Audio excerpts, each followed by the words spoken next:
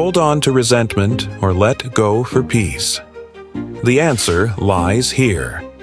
If someone has deeply hurt you, will you choose to hold on to the pain or set it down to free yourself?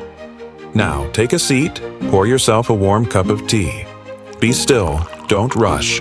Let the gentle aroma of tea soothe the invisible wounds within you. And in this moment of stillness, let's embark on a story together. A story about forgiveness, about how we learn to release the burdens we've carried for too long. Have you ever encountered someone who hurt you so deeply that just thinking about them stirs up a storm inside you? Perhaps it was an offhand comment, a harsh action, or even a public humiliation.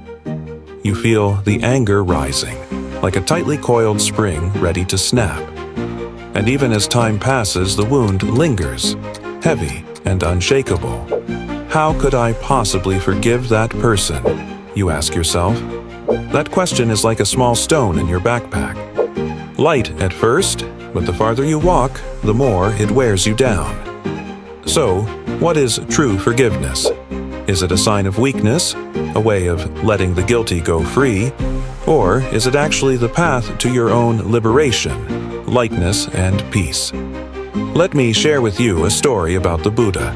A story that may forever change how you perceive forgiveness and how you face the wounds in your life. Trust me, this is not just a story.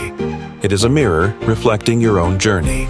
By the time you reach the end, you will know how to set down what you've been holding on to for too long, so that your heart may feel as light as a drifting cloud. Are you ready? If your tea is warm and your heart is still, let's begin.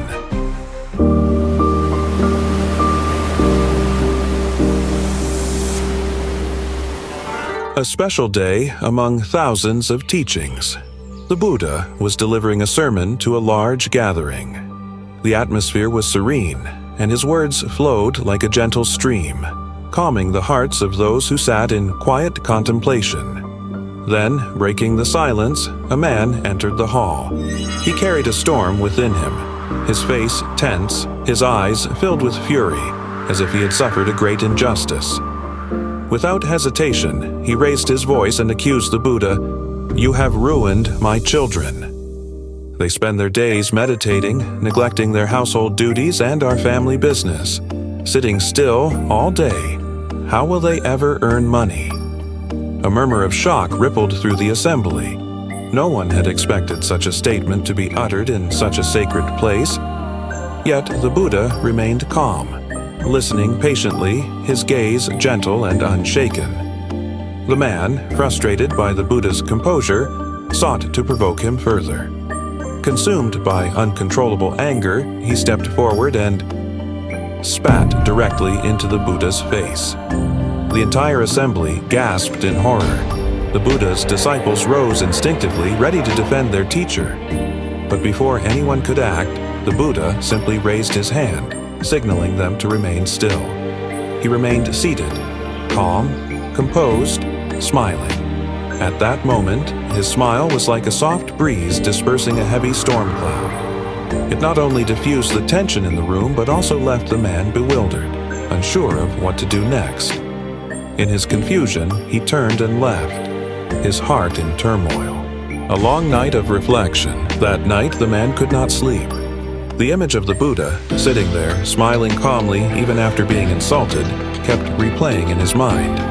Any ordinary person would have reacted with anger, retaliation, or at least indignation. But the Buddha had not.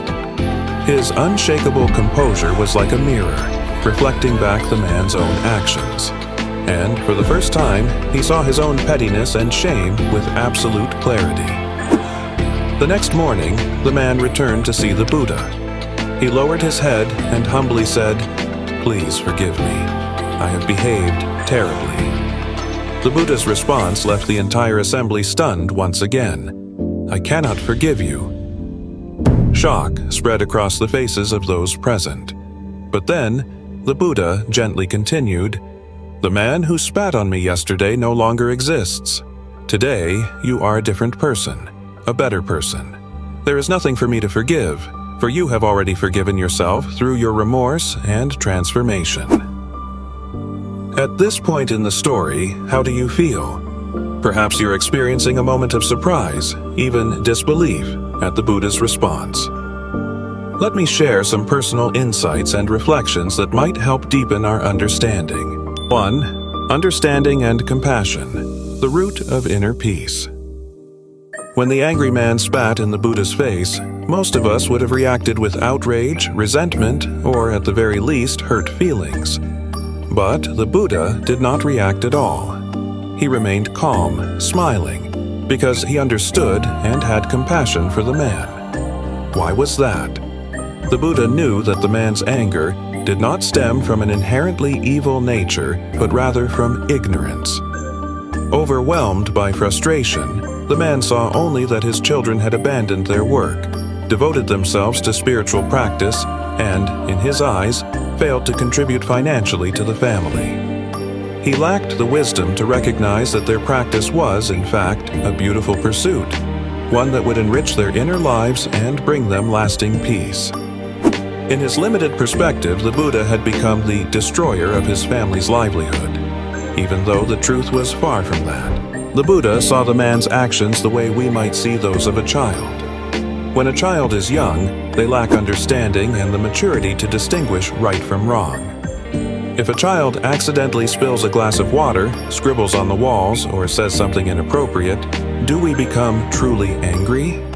Usually not, because we recognize that they simply don't yet know any better, a practical perspective on life. When someone unfairly criticizes or insults you, instead of immediately reacting, take a moment to pause and ask yourself, what might be causing them to act this way? Could they be struggling with something? Could they be under pressure that I don't know about? Imagine you make a minor mistake at work and your boss scolds you harshly. You could react with frustration, but what if you knew they were under extreme pressure from a looming project deadline or dealing with stress from their own superiors? Seeing the bigger picture allows you to respond with empathy instead of anger. When we understand the deeper reasons behind people's actions, our resentment fades. In these moments, their behavior is no different from a child acting impulsively, because they, too, are lacking the awareness and wisdom to act differently. Understanding is the first step toward true forgiveness.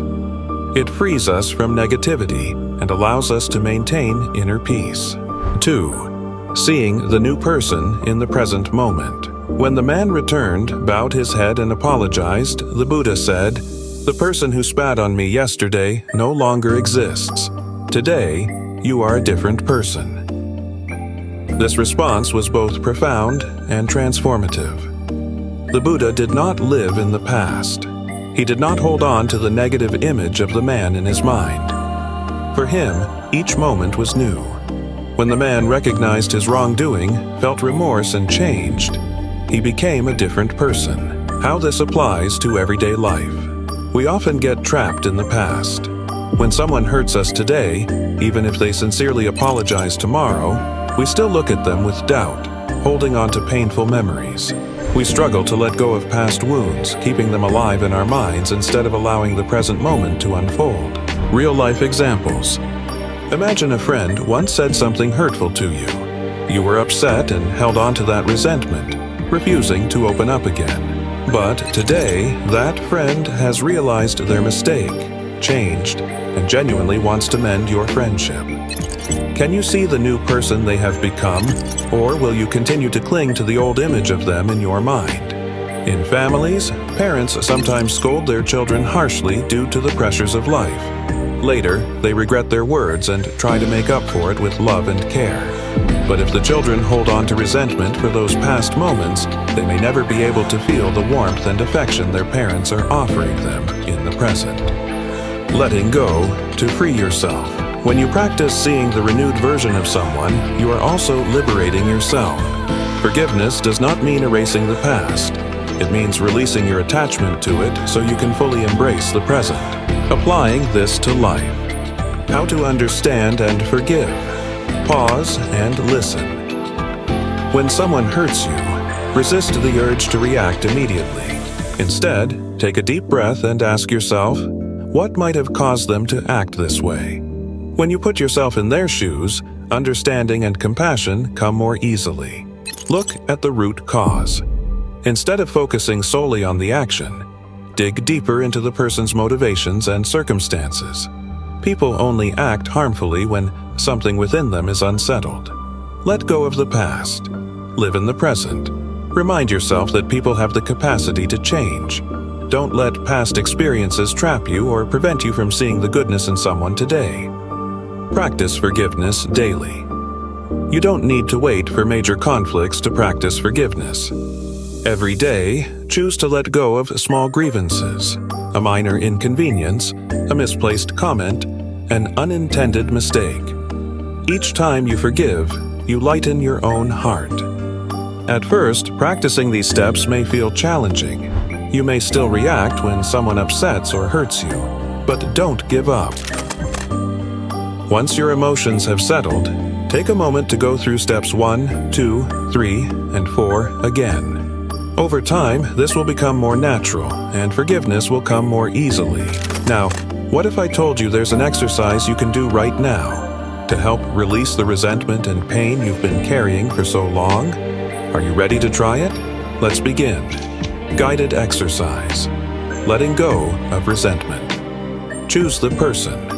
Think of someone you still feel anger, hurt, or difficulty forgiving. Write a letter. Take a pen and paper and write down everything you wish to say to that person. It doesn't have to be well written or grammatically perfect. Just be honest with your emotions.